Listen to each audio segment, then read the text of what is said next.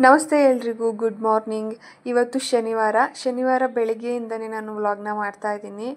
ಇವತ್ತು ಷಷ್ಠಿ ಹಬ್ಬ ಆಗಿರೋದ್ರಿಂದ ನಾನು ಊರಲ್ಲೆಲ್ಲ ಹಬ್ಬನ ತುಂಬ ಗ್ರ್ಯಾಂಡಾಗಿ ಸೆಲೆಬ್ರೇಷನ್ ಮಾಡ್ತಾರೆ. ಆದರೆ ನಾವಿಲ್ಲಿ ಸಿಂಪಲಾಗಾದರೂ ಮಾಡೋಣ ಅಂತ ಹೇಳಿ ಮಾಡ್ಕೊಳ್ತಾ ಇದ್ದೀನಿ. ನಾನು ಇವತ್ತು ಷಷ್ಠಿ ಹಬ್ಬನ ಹೇಗೆ ಮಾಡ್ತೀವಿ ಅಂತ ಹೇಳಿ ಈ ವಿಡಿಯೋದಲ್ಲಿ ತೋರಿಸ್ತೀನಿ. ಎಲ್ರಿಗೂ ಕೂಡ ಹಬ್ಬ ಅಂತ ಹೇಳಿದ್ರೆ ಬಾಗಿಲಿಗೆ ನೀರು ಹಾಕಿ ರಂಗೋಲಿ ಹಾಕೋದ್ರಿಂದನೇ ಶುರುವಾಗುತ್ತೆ. ನಾನು ಕೂಡ ಬೆಳಗ್ಗೆ ಬೇಗನೆ ಎದ್ದು ಮನೆ ಮುಂದೆ ಎಲ್ಲ ಕ್ಲೀನ್ ಮಾಡಿ ನೀರು ಹಾಕಿ ರಂಗೋಲಿನ ಹಾಕ್ಕೊಳ್ತಾ ಇದ್ದೀನಿ. ನನಗೆ ಅಷ್ಟೊಂದು ಚೆನ್ನಾಗಿ ರಂಗೋಲಿ ಏನು ಹಾಕೋದಕ್ಕೆ ಬರಲ್ಲ, ಸಿಂಪಲಾಗಿ ಹಾಕ್ಕೊಳ್ತೀನಿ. ತುಂಬ ಚೆನ್ನಾಗಿನ ರಂಗೋಲಿ ಹಾಕೋಕ್ಕೆ ಬರಲ್ಲ, ಗ್ರ್ಯಾಂಡಾಗೂ ಕೂಡ ಏನು ಡೆಕೋರೇಟಿವ್ ಆಗೆಲ್ಲ ನನಗೆ ಮಾಡೋಕ್ಕೆ ಬರಲ್ಲ. ನನಗೆ ಎಷ್ಟು ಗೊತ್ತೋ ಅಷ್ಟರಲ್ಲಿ ನಾನು ರಂಗೋಲಿನ ಹಾಕ್ಕೊಳ್ತೀನಿ. ನನಗೆ ಈ ರಂಗೋಲಿ ಅಂದರೆ ತುಂಬಾ ಫೇವ್ರೆಟ್. ಯಾಕೆ ಅಂತ ಹೇಳಿದ್ರೆ ನಾನು ಫಸ್ಟ್ ಟೈಮ್ ರಂಗೋಲಿ ಬಿಡಿಸೋದನ್ನು ಕಲಿತಾಗ ನಾನು ಇದೇ ರಂಗೋಲಿನ ಕಲ್ತಿದ್ದು. ಯಾಕೆ ಅಂತ ಹೇಳಿದ್ರೆ ನನ್ನ ಅಮ್ಮ ಜಾಸ್ತಿ ಇದೇ ರಂಗೋಲಿನ ಹಾಕ್ತಾಯಿದ್ರು. ಸೊ ಅದನ್ನು ನೋಡಿ ನಾನು ಫಸ್ಟ್ ಟೈಮ್ ಇದೇ ರಂಗೋಲಿನ ಕಲ್ತಿದ್ದು. ಹಾಗಾಗಿ ನನಗೆ ಈ ರಂಗೋಲಿ ಅಂದರೆ ತುಂಬಾ ಫೇವ್ರೇಟ್. ಅಮ್ಮನೂ ಕೂಡ ಜಾಸ್ತಿ ಇದನ್ನೇ ಹಾಕ್ತಾಯಿದ್ರು. ನಾನು ಯಾವಾಗಲಾದರೂ ಜಾಸ್ತಿ ನನಗೆ ರಂಗೋಲಿ ಹಾಕಲೇಬೇಕು ಅಂತ ತುಂಬ ಅನ್ನಿಸ್ದಾಗ ಜಾಸ್ತಿ ಇದೇ ರಂಗೋಲಿನ ನಾನು ಹಾಕೋದು. ಯಾಕೆ ಅಂತ ಹೇಳಿದ್ರೆ ಫಸ್ಟ್ ಟೈಮ್ ಕಲ್ತಿದ್ದಲ್ವ. ಸೊ ಹಾಗಾಗಿ ಏನೋ ಒಂದು ಖುಷಿ. ಅವತ್ತಿಂದ ಇವತ್ತಿನವರೆಗೂ ಈ ರಂಗೋಲಿನ ಮರ್ತಿಲ್ಲ ಮತ್ತು ಯಾವಾಗಲೂ ಇದನ್ನೇ ಜಾಸ್ತಿ ಹಾಕ್ತೀನಿ. ಎಲ್ಲ ಕೆಲಸನೂ ಮುಗಿಸಿ ಬಾಗಿಲಿಗೆಲ್ಲ ನೀಟಾಗಿ ರಂಗೋಲಿ ಹಾಕಿ ಕುಂಕುಮ ಹಚ್ಚಿದ್ರೆ ಬಾಗಿಲು ಮುಂದೆ ಎಷ್ಟು ಚೆನ್ನಾಗಿ ಕಾಣಿಸುತ್ತೆ ಅಂತಲ್ವಾ. ರಂಗೋಲಿ ಫೈನಲ್ ಲುಕ್ಕು ಹೀಗೆ ಬಂದಿದೆ. ಹೇಗಿತ್ತು ಅಂತ ಕಮೆಂಟ್ ಮಾಡಿ ಹೇಳಿ. ಹಾಗೆ ಕೆಲಸ ಎಲ್ಲ ಮುಗಿಸಿ ನಾನಿವತ್ತು ದೇವಸ್ಥಾನಕ್ಕೆ ಹೋಗೋಣ ಅಂತ ಹೇಳಿ ಹೊರಟೆ ಬೆಳಗ್ಗೆನೇ ಬೇಗ. ಇವತ್ತು ಚಂಪಾ ಷಷ್ಠಿ ಇರೋದ್ರಿಂದ ಎಲ್ಲರೂ ಕೂಡ ಬೇಗ ಬಂದು ಹುತ್ತದಲ್ಲಿ ಹಾಲನ್ನು ಹಾಕಿ ಪೂಜೆನ ಮಾಡ್ತಾಯಿದ್ರು. ಬಟ್ ನಾನು ಹಾಲನ್ನು ಹಾಕಿ ಪೂಜೆ ಎಲ್ಲ ಮಾಡಲಿಲ್ಲ. ಹಾಗೆ ಹೋಗಿ ಪೂಜೆ ಮಾಡ್ಕೊಬರೋಣ ಅಂತ ಹೇಳಿ ಹೋಗಿ ಪೂಜೆ ಮಾಡ್ಕೊಬರ್ತಾಯಿದ್ದೆ. ಇವತ್ತು ಚಂಪಾ ಷಷ್ಠಿ ತುಂಬಾ ಒಳ್ಳೆಯ ದಿನ.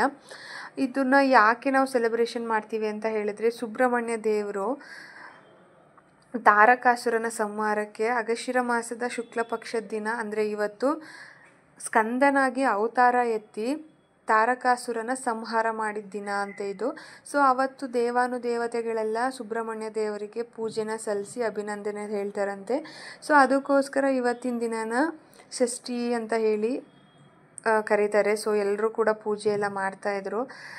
ನಾನು ಕೂಡ ಹೋಗಿ ಪೂಜೆ ಎಲ್ಲ ಮಾಡ್ಕೊಂಡು ಬಂದೆ. ಅದು ಅಲ್ಲದೆ ಈ ಷಷ್ಠಿ ನಮಗೆ ಒಂದು ತುಂಬಾ ಸ್ಪೆಷಲ್ ಡೇ ಅಂತ ಹೇಳ್ಬೋದು. ಯಾಕೆ ಅಂತ ಹೇಳಿದ್ರೆ ನಾನು ನನ್ನ ಮಗ ಷಷ್ಠಿ ದಿನವೇ ಹುಟ್ಟಿದ್ದು. ಹಾಗಾಗಿ ನಮಗೆ ಈ ಷಷ್ಠಿ ಅನ್ನೋದು ಒಂದು ಸ್ಪೆಷಲ್ ಡೇ ಆಗಿ ಯಾವಾಗಲೂ ಮೆಮೊರಬಲ್ ಆಗಿ ಇರುತ್ತೆ. ನನ್ನ ಮಗನೂ ಕೂಡ ಷಷ್ಠಿ ಆದ ಬೆಳಗ್ಗೆನೇ ಹುಟ್ಟಿದ್ದು, ನಾನು ಷಷ್ಠಿ ದಿನವೇ ಹುಟ್ಟಿದ್ದು ಅಂತ ನಮ್ಮಮ್ಮ ಯಾವಾಗಲೂ ಹೇಳ್ತಿರ್ತಾರೆ. ನಾನು ನನ್ನ ಮಗ ಇಬ್ಬರು ಷಷ್ಠಿ ದಿನವೇ ಹುಟ್ಟಿರೋದ್ರಿಂದ ಸೊ ಡೇಟ್ ವೈಸು ಹೇಳೋದಾದರೆ ಯಾವಾಗಲೂ ಅಷ್ಟೇ ಡೇಟು ಚೇಂಜ್ ಆಗ್ತಾನೆ ಇರುತ್ತೆ ಹಬ್ಬಗಳಲ್ಲಿ. ಮತ್ತು ಯಾವುದೇ ಒಂದು ಇದಿರುವಾಗಲೂ ಕೂಡ ಡೇಟು ಚೇಂಜ್ ಆಗ್ತಾ ಇರುತ್ತೆ. ಡೇಟ್ ವೈಸ್ ನೋಡೋಕೆ ಹೋದರೆ ಬೇರೆ ದಿನ ಇರುತ್ತೆ. ಆದರೆ ನಾವು ಈ ರೀತಿ ಹಿಂದಿನ ಕಾಲದವರೆಲ್ಲ ಈ ರೀತಿ ಹಬ್ಬಗಳನ್ನ ಲೆಕ್ಕ ಇಟ್ಕೋತಿದ್ರಲ್ವ. ಸೊ ಹಾಗಾಗಿ ಹಬ್ಬಗಳನ್ನು ನಾವು ನೆನೆಸ್ಕೊಳ್ಳೋದಾದರೆ ನಾನು ನನ್ನ ಮಗ ಷಷ್ಠಿಲೇ ಹುಟ್ಟಿರೋದ್ರಿಂದ ನಮಗೆ ಈ ಷಷ್ಠಿ ಒಂದು ಸ್ಪೆಷಲ್ ಅಂತಲೇ ಹೇಳ್ಬೋದು. ಊರಲ್ಲೆಲ್ಲ ಇದನ್ನು ತುಂಬ ಗ್ರ್ಯಾಂಡಾಗಿ ಸೆಲೆಬ್ರೇಷನ್ ಮಾಡ್ತಾರೆ. ಅಂದರೆ ತರಕಾರಿಗಳನ್ನೆಲ್ಲ ಬೇರೆಯವ್ರ ಮನೆಯಿಂದ ಒಬ್ಬರು ಕೊಡೋದು. ಅಂದರೆ ಈಗ ನಮ್ಮ ಮನೇಲಿರೋ ತರಕಾರಿಗಳನ್ನ ಬೇರೆಯವ್ರಿಗೆ, ಅಂದರೆ ಎಲ್ಲ ಥರ ತರಕಾರಿಗಳನ್ನ ಈ ರೀತಿ ಎಲ್ಲರೂ ಶೇರ್ ಮಾಡಿಕೊಂಡು ಅದರಿಂದ ಕಿಚಡಿ ಮಾಡಿ ಎಲ್ಲ ತರಕಾರಿಗಳನ್ನೂ ಹಾಕಿ ಅದರಿಂದ ಸಾಂಬಾರು ಮಾಡಿ ಊಟನ ಮಾಡ್ತಾರೆ. ತುಂಬಾ ಚೆನ್ನಾಗಿರುತ್ತೆ ಆ ಸಾಂಬಾರು ಟೇಸ್ಟ್ ಅಂತೂ. ಬಟ್ ಇಲ್ಲಿ ಯಾರೂ ಕೂಡ ಆ ಥರ ಕೊಡಲ್ಲ, ಯಾರೂ ಕೂಡ ಅದನ್ನು ಸೆಲೆಬ್ರೇಷನ್ನು ಮಾಡಲ್ಲ ಇಲ್ಲಿ ಸಿಟಿಗಳಲ್ಲಿ ಜಾಸ್ತಿ. ಬಟ್ ನಾನು ನಾರ್ಮಲಾಗಿ ಪೂಜೆ ಎಲ್ಲ ಮಾಡಿ ದೇವಸ್ಥಾನಕ್ಕೆಲ್ಲ ಹೋಗ್ಬಿಟ್ಟು ಬಂದೆ ಅಷ್ಟೇ. ಬಟ್ ಆ ಸಾಂಬಾರು ಟೇಸ್ಟು ತುಂಬಾ ಚೆನ್ನಾಗಿರುತ್ತೆ. ಕುಂಬಳಕಾಯಿಂದ ಹಿಡಿದು ಪ್ರತಿಯೊಂದು ತರಕಾರಿನೂ ಹಾಕಿ ಮಾಡಿರ್ತಾರೆ, ತುಂಬಾ ಚೆನ್ನಾಗಿರುತ್ತೆ.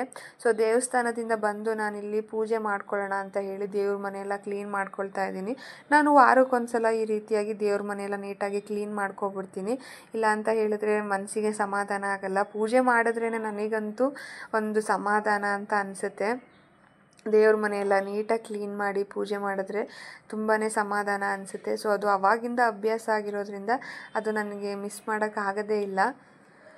ಎಲ್ಲ ನೀಟಾಗಿ ಕ್ಲೀನ್ ಮಾಡಿಕೊಂಡು ಮತ್ತೆ ಕುಂಕುಮ ವಿಭೂತಿ ಎಲ್ಲ ಹಚ್ಚಿ ನಾನು ರೆಡಿ ಮಾಡ್ಕೊಳ್ತಾ ಇದ್ದೀನಿ ಪೂಜೆಗೆ. ನಾನಿವತ್ತು ಪೂಜೆನ ತುಂಬ ಸಿಂಪಲ್ಲಾಗೆ ಮಾಡಿಕೊಂಡೆ. ನನಗೆ ಯಾಕೋ ಬೆಳಗ್ಗೆಯಿಂದ ಸ್ವಲ್ಪ ಸುಸ್ತು ಅನ್ನಿಸ್ತಾ ಇತ್ತು. ಹಾಗಾಗಿ ನಾನು ಗ್ರ್ಯಾಂಡಾಗೇನು ಪೂಜೆ ಮಾಡಲಿಲ್ಲ, ತುಂಬ ಸಿಂಪಲ್ಲಾಗಿ ಪೂಜೆ ಎಲ್ಲ ಮುಗಿಸ್ಕೊಂಡೆ. ಸೊ ಪೂಜೆ ಎಲ್ಲ ಆಗಿದ್ಮೇಲೆ ನಾನಿವಾಗ ಸ್ವಲ್ಪ ತಿಂಡಿ ಮಾಡ್ಕೊಳ್ಳೋಣ ಅಂತ ಹೇಳಿ ಬಂದೆ. ತಿಂಡಿಗೆ ನಾನಿವತ್ತು ಅಕ್ಕಿ ರೊಟ್ಟಿ ಮತ್ತು ಹುರುಳಿಕಾಳು ಜುಣ್ಕನ ಮಾಡ್ತಾಯಿದ್ದೀನಿ. ತುಂಬಾ ಚೆನ್ನಾಗಿರುತ್ತೆ.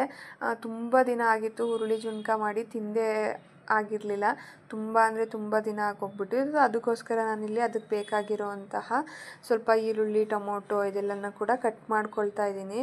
ಟೇಸ್ಟ್ ವೈಸ್ ಅಂತೂ ತುಂಬಾ ಚೆನ್ನಾಗಿರುತ್ತೆ. ಅದು ಅಲ್ದಿರ ಇವಾಗ ಚಳಿ ಬೇರೆ ಇರೋದ್ರಿಂದ ಅದು ಉಪ್ಪು ಹುಳಿ ಖಾರ ಎಲ್ಲ ಇರೋದ್ರಿಂದ ಆ ಟೇಸ್ಟು ತುಂಬಾ ಇಷ್ಟ ಆಗುತ್ತೆ. ಸೊ ಇದಕ್ಕೆ ಎಷ್ಟು ಇಂಗ್ರೀಡಿಯೆಂಟ್ಸ್ ಬೇಕೋ ಅಷ್ಟನ್ನೆಲ್ಲ ನಾನು ಕಟ್ ಮಾಡ್ಕೊಳ್ತಾ ಇದ್ದೀನಿ. ನೀವು ಕೂಡ ಯಾರೆಲ್ಲ ನಿಮ್ಮ ಮನೆಯಲ್ಲಿ ಷಷ್ಠಿನ ಸೆಲೆಬ್ರೇಷನ್ ಮಾಡ್ತೀರಾ ಅಂತ ಹೇಳಿ ನನಗೆ ಕಮೆಂಟ್ ಮಾಡಿ ಹೇಳಿ. ನಾನು ಕೂಡ ತಿಳ್ಕೊತೀನಿ ಯಾರ್ಯಾರ ಮನೆ ಷಷ್ಠಿನ ಮಾಡ್ತೀರಾ ಅಂಥೇಳಿ. ಸೊ ಇವಾಗ ನಾನಿಲ್ಲಿ ಹುರುಳಿ ಜುಣ್ಕ ಮಾಡೋದಕ್ಕೆ ಒಂದು ಚಿಕ್ಕ ನಿಂಬೆ ಗಾತ್ರದ ಹುಣಸೆ ಹಣ್ಣನ್ನು ಕೂಡ ನೆನೆಸಿಟ್ಕೊಂಡಿದ್ದೀನಿ. ಹಾಗೆ ಕರ್ಬೇವಿನ ಸೊಪ್ಪು ಮತ್ತು ಕೊತ್ತಂಬರಿ ಸೊಪ್ಪು, ಒಗ್ಗರಣೆಗೆ ಟೊಮೊಟೊ, ಬೆಳ್ಳುಳ್ಳಿ ಮತ್ತು ಹಸಿಮೆಣ್ಸಿನ್ಕಾಯಿನ ಯೂಸ್ ಮಾಡ್ತಾಯಿದ್ದೀನಿ. ಒಂದೆರಡು ಈರುಳ್ಳಿನೂ ಕೂಡ ಕಟ್ ಮಾಡಿ ಇಟ್ಕೊಂಡಿದ್ದೀನಿ. ತುಂಬಾ ಈಸಿ ಮಾಡೋದು, ಒಂದು 5 ನಿಮಿಷಕ್ಕೆಲ್ಲ ರೆಡಿಯಾಗಿ ಹೋಗ್ಬಿಡುತ್ತೆ. ಎಲ್ಲ ಕಟ್ ಮಾಡಿ ಇಟ್ಕೊಬಿಟ್ರೆ ಇವಾಗ ಒಂದು ಪಾತ್ರೆನ ಇಟ್ಕೊಂಡು ಅದಕ್ಕೆ 2 ರಿಂದ 3 ಟೇಬಲ್ ಸ್ಪೂನಷ್ಟು ಅಡುಗೆ ಎಣ್ಣೆನ ಯೂಸ್ ಮಾಡಬೇಕು. ಒಂದು 2 ರಿಂದ 3 ಟೇಬಲ್ ಸ್ಪೂನಷ್ಟು ಅಡುಗೆ ಎಣ್ಣೆನ ಹಾಕ್ಕೊಳ್ತಾ ಇದ್ದೀನಿ. ಎಣ್ಣೆ ಸ್ವಲ್ಪ ಕಾಯಬೇಕು.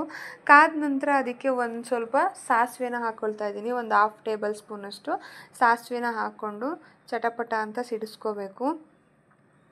ಊರಲ್ಲಾಗಿದ್ದರೆ ಇವತ್ತು ಕಿಚಡಿ ಅನ್ನ ಹಾಗೆ ಎಲ್ಲ ಥರದ ತರಕಾರಿ ಸಾಂಬಾರನ್ನು ಕೂಡ ಟೇಸ್ಟ್ ಮಾಡ್ಬೋದಿತ್ತು. ಬಟ್ ಇಲ್ಲಿ ಯಾರೂ ಅದೆಲ್ಲ ಮಾಡದೇ ಇರೋದ್ರಿಂದ ನಮ್ಗೇನು ಬೇಕೋ ಅದನ್ನು ಮಾಡ್ಕೊಂಡು ನಾವು ತಿಂತಾಯಿದ್ದೀವಿ. ಸೊ ಇಷ್ಟೇ ವ್ಯತ್ಯಾಸ ಹಳ್ಳಿಗೂ ಸಿಟಿಗೂ. ಹಾಗೆ ಸ್ವಲ್ಪ ಕರ್ಬೇವಿನ ಸೊಪ್ಪನ್ನು ಹಾಕ್ಕೊಂಡು ಜಜ್ಜಿ ಇಟ್ಕೊಂಡಿರೋಂತಹ ಬೆಳ್ಳುಳ್ಳಿ ಮತ್ತು ಹಸಿಮೆಣ್ಸಿನ್ಕಾಯಿ, ಈರುಳ್ಳಿ ಇಷ್ಟನ್ನು ಕೂಡ ಹಾಕಿ ಫ್ರೈ ಮಾಡ್ಕೊಳ್ತಾ ಇದ್ದೀನಿ. ಹಾಗೆ ಇನ್ನೊಂದು ವಿಷಯ, ಇದಕ್ಕೆ ಬೆಳ್ಳುಳ್ಳಿನ ಯಾವುದೇ ಕಾರಣಕ್ಕೂ ಸ್ಕಿಪ್ ಮಾಡಬೇಡಿ. ಬೆಳ್ಳುಳ್ಳಿ ಹಾಕೋದ್ರಿಂದನೇ ಫ್ಲೇವರ್ ತುಂಬಾ ಇನ್ನೂ ಚೆನ್ನಾಗಿರುತ್ತೆ. ಬೆಳ್ಳುಳ್ಳಿನ ಸ್ಕಿಪ್ ಮಾಡಬೇಡಿ. ಬೆಳ್ಳುಳ್ಳಿ ತುಂಬಾ ಚೆನ್ನಾಗಿರೋದಂಥ ಫ್ಲೇವರ್ನ ಕೊಡುತ್ತೆ ಬೆಳ್ಳುಳ್ಳಿ ಹಾಕೋದ್ರಿಂದ. ಹಾಗೆ ಇದೆಲ್ಲ ನೀಟಾಗಿ ಫ್ರೈ ಆದಮೇಲೆ ಇದಕ್ಕೆ ನಾನು ಕಟ್ ಮಾಡಿ ಇಟ್ಕೊಂಡಿರೋಂತಹ ಟೊಮೊಟೊನೂ ಕೂಡ ಹಾಕ್ಕೊಳ್ತಾ ಇದ್ದೀನಿ. ಟೊಮೊಟೊನೂ ಅಷ್ಟೇ, ಟೊಮೊಟೊ ಈರುಳ್ಳಿ ಏನೇ ಆಗಿರ್ಬೋದು ನೀಟಾಗಿ ಬೇಯಬೇಕು. ಅಂದರೆ ನೀಟಾಗಿ ಅದು ಫ್ರೈ ಆಗಬೇಕು, ಆವಾಗಲೇ ತುಂಬ ಚೆನ್ನಾಗಾಗುತ್ತೆ. ಇವಾಗ ನೋಡಿ ನೀಟಾಗಿ ಕಟ್ ಮಾಡಿ ಇಟ್ಕೊಂಡಿದ್ದೀನಿ, ಎಲ್ಲ ಫ್ರೈ ಮಾಡ್ಕೊಂಡಿದ್ದೀನಿ. ಇವಾಗ ನಾನು ಆವಾಗಲೇ ತೋರಿಸಿದೆ ಅಲ್ವಾ, ನಿಂಬೆ ಹಣ್ಣಿನ ಗಾತ್ರದ ಹುಣಸೆ ಹಣ್ಣನ್ನು ನೆನೆಸಿ ಇಟ್ಕೊಂಡಿದ್ದೆ, ಅದನ್ನು ಕೂಡ ರಸನ ಹಾಕ್ಕೊಳ್ತಾ ಇದ್ದೀನಿ. ಮತ್ತು ಜಾಸ್ತಿ ಹುಳಿ ಹಾಕ್ಕೊಂಡ್ರೂ ಕೂಡ ಚೆನ್ನಾಗಾಗಲ್ಲ. ಟೊಮೊಟೊನ ಹಾಕಿರ್ತೀವಿ ಅಲ್ವಾ, ಸೊ ಹುಳಿನ ನೋಡಿಕೊಂಡು ಹಾಕ್ಕೋಬೇಕು. ಇವಾಗ ಇದಕ್ಕೆ ನಾನು ಒಂದು 2 ಲೋಟದಷ್ಟು ನೀರನ್ನು ಹಾಕ್ಕೊಳ್ತಾ ಇದ್ದೀನಿ. ನೀವು ಜಾಸ್ತಿ ಜನಕ್ಕೆ ಮಾಡ್ತೀನಿ ಅಂತ ಹೇಳೋದಾದರೆ ಜಾಸ್ತಿ ನೀರನ್ನು ಹಾಕ್ಕೊಳ್ಳಿ. ನಾನಿಲ್ಲಿ ಸ್ವಲ್ಪ ಎತ್ತಿಟ್ಕೊಳ್ಳೋಣ ಅಂತ ಹೇಳಿ ಸ್ವಲ್ಪ ಜಾಸ್ತಿನೇ ಮಾಡ್ಕೊಳ್ತಾ ಇದ್ದೀನಿ. ಅದಕ್ಕೋಸ್ಕರ 2 ಲೋಟ ನೀರನ್ನು ಹಾಕ್ಕೊಂಡಿದ್ದೀನಿ. ಇಬ್ಬರಿಗಾದರೆ 1 ಲೋಟ ನೀರನ್ನು ಹಾಕ್ಕೊಂಡ್ರೆ ಕರೆಕ್ಟ್ ಆಗುತ್ತೆ. ಸೊ ಈ ಟೈಮಲ್ಲೇ ನಾನು ಸ್ವಲ್ಪ ಕೊತ್ತಂಬರಿ ಸೊಪ್ಪನ್ನು ಹಾಕಿ ಕೂಡ ಅದ್ರ ಜೊತೆನೇ ಬೇಯೋದಕ್ಕೆ ಇಟ್ಕೊಳ್ತಾ ಇದ್ದೀನಿ. ಇವಾಗ ಇದಕ್ಕೆ ಸ್ವಲ್ಪ ಉಪ್ಪನ್ನು ಕೂಡ ಹಾಕ್ಕೊಂಡು ಆ ಹುಳಿಯೆಲ್ಲ ನೀಟಾಗಿ ಬೇಯೋ ಥರ ಬೇಯಿಸ್ಕೋಬೇಕು. ಅಡುಗೆ ಯಾವಾಗಲೂ ಅಷ್ಟೇ, ನಾವು ಎಷ್ಟು ಜನಕ್ಕೆ ಮಾಡ್ತಾ ಇರ್ತೀವಿ ಅನ್ನೋದ್ರ ಮೇಲೇ ಅದು ಡಿಪೆಂಡ್ ಆಗಿರುತ್ತೆ. ನಾವು ಇಷ್ಟು ಜನಕ್ಕೆ ನಾನು ತೋರಿಸ್ದೆ ಅಂತ ಹೇಳಿ 10 ಜನ ಮಾಡುವಾಗ ಇಷ್ಟೇ ಮಾಡಿದ್ರೆ ಅದು ಸರಿ ಹೋಗಲ್ಲ.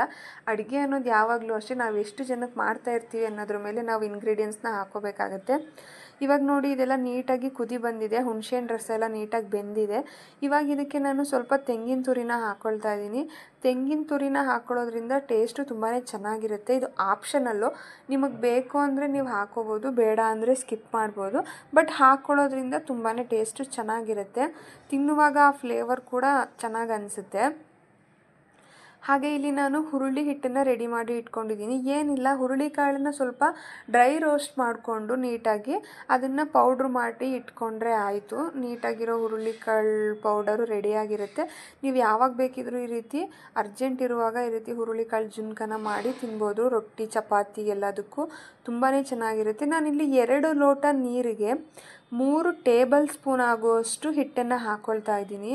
ಅದನ್ನು ಹರ್ಕಿಸ್ಬಾರ್ದು ನಾವು ಹಾಕ್ಕೊಳ್ಳುವಾಗ. ಈ ರೀತಿ ಒಂದೇ ಕಡೆ ಹಾಕ್ಕೊಂಡು ನಿಧಾನವಾಗಿ ಈ ರೀತಿ ಕೈ ಬಿಡ್ದಿರ ತಿರುಗಿಸ್ಕೊಳ್ತಾನೆ ಇರಬೇಕು. ನೀವೇನಾದರೂ ಅದನ್ನು ಹಾಕಿ ಎಲ್ಲ ಕಡೆ ಹರ್ಕಿಸ್ಬಿಟ್ರೆ ಗಂಟಾಗಿಬಿಡುತ್ತೆ. ಹಾಗೆ ಇದನ್ನು ಪೌಡರ್ನ ಹಾಕ್ಕೊಂಡು ನಾವು ಈ ರೀತಿ ತಿರುಗಿಸ್ಕೊಳ್ಳುವಾಗ ಗ್ಯಾಸ್ ಫ್ಲೇಮ್ ಯಾವಾಗಲೂ ಕೂಡ ಸ್ಲೋ ಫ್ಲೇಮಲ್ಲೇ ಇರಬೇಕು. ಮೀಡಿಯಮ್ ಫ್ಲೇಮಲ್ಲೂ ಅಲ್ಲ, ಲೋ ಫ್ಲೇಮಲ್ಲೇ ಇಟ್ಕೊಂಡು ಈ ರೀತಿ ಮಾಡ್ಕೊಳ್ಳಿ. ಈ ರೀತಿ ನೀಟಾಗಿ ಮಿಕ್ಸ್ ಮಾಡ್ಕೋಬೇಕು, ಚೂರು ಗಂಟು ಇಲ್ಲದೆ ಇರೋ ಹಾಗೆ. ಗಂಟಿದ್ರೆ ಹಸಿಟ್ಟೆಲ್ಲ ಅದರೊಳಗಡೆ ಹಾಗೆ ಬಾಯಿಗೆ ಸಿಗುತ್ತೆ. ಇದನ್ನು ಕೈ ಆಡಿಸ್ತಾನೆ ಈ ಥರ ನೀಟಾಗಿ ಮಿಕ್ಸ್ ಮಾಡಿಕೊಂಡು ಒಂದು 5 ನಿಮಿಷ ಅದೇ ಮೀಡಿಯಮ್ ಫ್ಲೇಮಲ್ಲೇ ಇಟ್ಕೊಂಡು ಸ್ಲೋ ಫ್ಲೇಮಲ್ಲಿ ಇದನ್ನು ಬೇಯಿಸ್ಕೋಬೇಕಾಗತ್ತೆ. ಬೇಯಿಸಿದ ನಂತರ ಇದು ಈ ರೀತಿ ಸ್ವಲ್ಪ ಗಟ್ಟಿಯಾಗುತ್ತೆ. ಬಿಸಿ ಇರುವಾಗ ನಿಮಗೆ ಹೀಗೆ ಅನಿಸುತ್ತೆ, ಬಟ್ ಹುರುಳಿಕಾಳು ಆಗಿರೋದ್ರಿಂದ ಇದು ಆರಿದ ಮೇಲೆ ಇನ್ನೂ ಸ್ವಲ್ಪ ಗಟ್ಟಿಯಾಗಿರುತ್ತೆ. ಹುರುಳಿಕಾಳು ಪೌಡರ್ ಆಗಿರೋದ್ರಿಂದ ಈ ರೀತಿ ಹದದಲ್ಲಿ ಇದನ್ನು ಮಾಡಿಕೊಂಡ್ರೆ ಸಾಕು, ತುಂಬಾ ಚೆನ್ನಾಗಿರುತ್ತೆ. ನೀವು ಇದನ್ನು ಸ್ಟೋರ್ ಮಾಡಿ ಕೂಡ ಇಟ್ಕೋಬೋದು. ಒಂದು 2 ರಿಂದ 3 ದಿನ ಆರಾಮಾಗಿ ಇಟ್ಟರೂ ಕೂಡ ಇದೇನು ಹಾಳಾಗಲ್ಲ. ಅಂದರೆ ಫ್ರಿಜ್ಜಲ್ಲಿ ಇಲ್ಲದಿರೂ ಕೂಡ ಇದನ್ನು ನೀವು ಹೊರಗಡೆನೇ ಇಟ್ಟು ಯೂಸ್ ಮಾಡ್ಬೋದು. ತುಂಬಾ ಚೆನ್ನಾಗಿರುತ್ತೆ. ಒಂದು ಸಲ ಟ್ರೈ ಮಾಡಿ ನೋಡಿ. ನಾನು ಇದ್ರ ಜೊತೆಗೆ ಅಕ್ಕಿ ರೊಟ್ಟಿ ಮಾಡ್ಕೊಳ್ಳೋಣ ಅಂತ ಹೇಳಿ ಇದನ್ನು ರೆಡಿ ಮಾಡ್ಕೊಳ್ತಾ ಇದ್ದೀನಿ. ಅಕ್ಕಿ ರೊಟ್ಟಿಗೆ ಗಂಜಿನ ಕಾಯಿಸ್ಕೊಳ್ತಾ ಇದ್ದೀನಿ. ಗಂಜಿನ ಕಾಯಿಸ್ಕೊಳ್ಳುವಾಗ ಒಂದು ಸ್ವಲ್ಪ ಬಿಸಿ ನೀರಿಗೆ ಉಪ್ಪನ್ನು ಹಾಕಿ ನೀರು ಕಾದ ನಂತರ ಈ ರೀತಿ ಹಿಟ್ಟನ್ನು ಹಾಕಿ ಕೈ ಬಿಡ್ದಿರ ನೀಟಾಗಿ ಮಿಕ್ಸ್ ಮಾಡ್ಕೊಂಡ್ರೆ ಆಯಿತು. ತುಂಬಾ ಸಾಫ್ಟಾಗಿರೋವಂತಹ ಅಕ್ಕಿ ರೊಟ್ಟಿನ ಮಾಡಬೇಕು ಅಂದರೆ ನೀವು ಈ ರೀತಿ ಟ್ರೈ ಮಾಡಿ, ತುಂಬಾ ಚೆನ್ನಾಗಿರುತ್ತೆ. ಮತ್ತು ಇದನ್ನು ಸ್ವಲ್ಪ ಹಸಿಟ್ಟೆಲ್ಲ ಹಾಕಿ ಎಷ್ಟು ಜನಕ್ಕೆ ಮಾಡ್ತಾಯಿದ್ದೀವಿ ಅಷ್ಟು ಹಿಟ್ಟನ್ನು ಹಾಕಿ ನೀಟಾಗಿ ಕಲಸಿ ಇಟ್ಕೊಂಡ್ರೆ ಆಯಿತು. ಅದು ತಣ್ಣಗಾದ ನಂತರ ನಾವು ಯಾವ ಸೈಜಿಗೆ ಬೇಕೋ ಆ ಸೈಜಿಗೆ ಅದನ್ನು ಲಟ್ಟಿಸ್ಕೋಬೋದು. ಹಾಗೆ ಎಷ್ಟು ತೆಳುವಾಗಿ ಬೇಕೋ ಅಷ್ಟು ತೆಳುವಾಗಿ ನಾವು ಅದನ್ನು ಲಟ್ಟಿಸ್ಕೋಬೋದು. ಹಾಗೆ ತುಂಬಾ ಸಾಫ್ಟಾಗಿ ಚಪಾತಿಯಷ್ಟೇ ಮೃದುವಾಗಿರುವಂತಹ ರೊಟ್ಟಿ ರೆಡಿಯಾಗುತ್ತೆ. ಎಲ್ರಿಗೂ ಕೂಡ ತುಂಬಾ ಇಷ್ಟ ಆಗುತ್ತೆ. ಅದರಲ್ಲೂ ಮಕ್ಕಳಿಗಂತೂ ತುಂಬಾ ಇಷ್ಟ ಆಗುತ್ತೆ. ನನ್ನ ಮಗನಿಗಂತೂ ರೊಟ್ಟಿ ಅಂದರೆ ತುಂಬಾ ಇಷ್ಟ. ಅದರಲ್ಲೂ ಈ ರೀತಿ ಸಾಫ್ಟಾಗಿ ಮಾಡಿಕೊಟ್ರೆ ಅವನು ಬೇಡ ಅಂತಲೇ ಹೇಳಲ್ಲ, ಆರಾಮಾಗಿ ತಿಂದ್ಬಿಡ್ತಾನೆ. ನಾವು ಇದನ್ನು ತಟ್ಟುವಾಗಲೂ ಅಷ್ಟೇ ಸ್ವಲ್ಪ ಕೈಗೆ ನೀರನ್ನು ಹಾಕ್ಕೊಂಡು ತಟ್ಕೊಳ್ಳಿ, ತುಂಬಾ ಚೆನ್ನಾಗಿರುತ್ತೆ. ಆ್ಯಂಡ್ ಇದನ್ನು ಎಷ್ಟು ತೆಳುವಾಗಿ ಬೇಕಾದ್ರೂ ನೀವು ತಟ್ಕೊಬೋದು. ಎಷ್ಟು ತೆಳುವಾಗಾದರೂ ಸರಿ, ಎಷ್ಟು ಅಗಲವಾಗಾದರೂ ಕೂಡ ಇದನ್ನು ನೀವು ತಟ್ಕೊಬೋದು. ತಟ್ಟಿದಷ್ಟು ನೀವು ಅದು ಅಗಲ ಆಗ್ತಾನೆ ಇರುತ್ತೆ, ಕಟ್ಟಾಗೋದು ಆ ರೀತಿ ಏನೂ ಆಗೋದೇ ಇಲ್ಲ. ಈ ರೀತಿ ಪ್ರೋಸೆಸ್ಸಲ್ಲಿ ಮಾಡ್ಕೊಳ್ಳೋದ್ರಿಂದ ನೋಡ್ತಾ ಇರ್ಬೋದು ನೀವು ಇಲ್ಲಿ ನಾನು ಎಷ್ಟು ಅಗಲವಾಗಿ ತಟ್ಟಿದ್ದೀನಿ ಅಂತ ಹೇಳಿ. ಇದನ್ನು ನೀಟಾಗಿ ತಟ್ಕೊಂಡು ಸ್ವಲ್ಪ ಮೇಲೆ ನೀರನ್ನು ಈ ರೀತಿಯಾಗಿ ಸವರ್ಕೊಂಡು ಮಡಚಿ ಹಾಕ್ಕೊಂಡ್ರೆ ಆಯಿತು.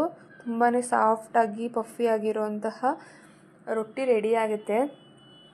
ಹುರುಳಿ ಚುನ್ಕದ ಜೊತೆ ಯಾವಾಗಲೂ ಅಷ್ಟೇ ಅಕ್ಕಿ ರೊಟ್ಟಿ, ಜೋಳದ ರೊಟ್ಟಿ ಮತ್ತು ಚಪಾತಿ ಈ ರೀತಿಯದೇ ಚೆನ್ನಾಗಿರುತ್ತೆ. ದೋಸೆ ಅದಕ್ಕೆಲ್ಲ ಇದು ಕಾಂಬಿನೇಷನ್ ಆಗಿರೋದಿಲ್ಲ, ಅಷ್ಟು ನಮ್ಗೆ ಇಷ್ಟ ಆಗೋಲ್ಲ ದೋಸೆಗೆಲ್ಲ ತಿನ್ನೋದಕ್ಕೆ. ಬಟ್ ರೊಟ್ಟಿಗಂತೂ ಹೇಳಿ ಮಾಡಿಸಿದಂತಹ ಕಾಂಬಿನೇಷನ್ ಇದು ತುಂಬಾ ಚೆನ್ನಾಗಿರುತ್ತೆ. ನೀವು ಒಂದ್ಸಲ ಟ್ರೈ ಮಾಡಿ ಆ್ಯಂಡ್ ಹೇಗಿತ್ತು ಅಂತ ಕಮೆಂಟ್ ಮಾಡಿ ಹೇಳಿ. ಅಪ್ಪನ ಸ್ಕೂಲಿಗೆ ಕಳಿಸ್ಬೇಕಿತ್ತು, ಅದಕ್ಕೋಸ್ಕರ ಬೇಗ ಮಾಡ್ತಾಯಿದ್ದೀನಿ. ಇವತ್ತು ಹಾಫ್ ಡೇ ಅವನಿಗೆ, ಸಾಟರ್ಡೆ ಆಗಿರೋದ್ರಿಂದ 9 to 12 ತನಕ ಅಷ್ಟೇ ಇರುತ್ತೆ ಅವನ ಸ್ಕೂಲು. ಸೊ ಇವಾಗ ಎಲ್ಲರೂ ಒಟ್ಟಿಗೆ ಕುತ್ಕೊಂಡು ರೊಟ್ಟಿನ ತಿಂತಾಯಿದ್ದೀವಿ. ಹರಿಯವ್ರಿಗೂ ಅಷ್ಟೇ ಸಾಟರ್ಡೆ ಸಂಡೇ ರಜಾ ಇರುತ್ತೆ, ಫಸ್ಟ್ ಸ್ಯಾಟರ್ಡೆ ಸೆಕೆಂಡ್ ಸ್ಯಾಟರ್ಡೆ. ಅವರು ಕೂಡ ಇಲ್ಲಿ ತಿಂಡಿನ ತಿಂತಾಯಿದ್ದಾರೆ. ಅವ್ರಿಗೂ ಕೂಡ ತುಂಬ ದಿನ ಆಗಿತ್ತು ರೊಟ್ಟಿನ ಮಾಡಿಕೊಟ್ಟು, ಮಾಡೇ ಇರಲಿಲ್ಲ. ಅದಕ್ಕೋಸ್ಕರ ಅವರೂ ಹೇಳಿದ್ರು ರೊಟ್ಟಿನೇ ಮಾಡು ಅಂತ ಹೇಳಿ. ಅದಕ್ಕೋಸ್ಕರ ಇವತ್ತು ರೊಟ್ಟಿನೇ ಮಾಡಿದ್ದೀನಿ.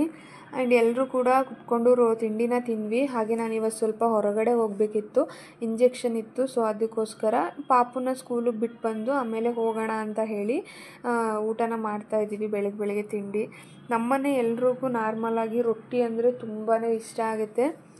ನೀವು ಏನೇ ತಿಂಡಿ ಕೊಟ್ರೂ ರೊಟ್ಟಿ ಇಟ್ಟರೆ ಅದೆಲ್ಲ ಬಿಟ್ಟು ರೊಟ್ಟಿನೇ ತಿಂತೀವಿ. ಸೊ ಇವತ್ತು ನಾನು ಹಾಸ್ಪಿಟಲ್ಗೆ ಹೋಗಬೇಕಿತ್ತು. 5 ಮಂತ್ಸ್ದು ಇಂಜೆಕ್ಷನ್ ಇತ್ತು, ಅಂದರೆ TT ಇಂಜೆಕ್ಷನ್ನು.